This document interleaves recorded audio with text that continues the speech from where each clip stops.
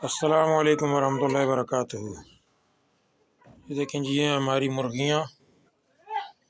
और आज हमने इनको एक बर्तन और लटका दिया है जिसमें हमने बारीक चिप्स डाल दिए जी। ये देखें बारीक चिप्स जो होती है ना जी, 0 नंबर की, वो डाल दिए इनको। ये खाती हैं जी इसको, ये बारीक चिप्स। ठीक है जी, खाएंगी इसको बेहतरीन।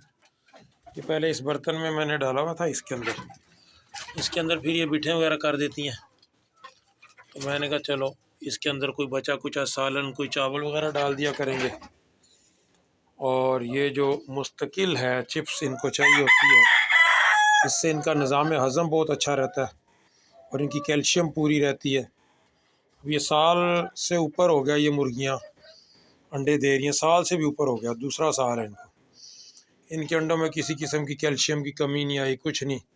अभी इनका अंडे देने का टाइम है। ये देखिए अपनी जगह पे आ रही हैं, 2 अंडे दिए हुए हैं। तो ये मैंने कहा चलो दोस्तों के साथ शेयर कर देते हैं। ये चिप्स बड़ी ज़रूरी होती है जी इनके लिए। अस्सलाम वालेकुम वरहमतुल्लाहि वबरकातुहू।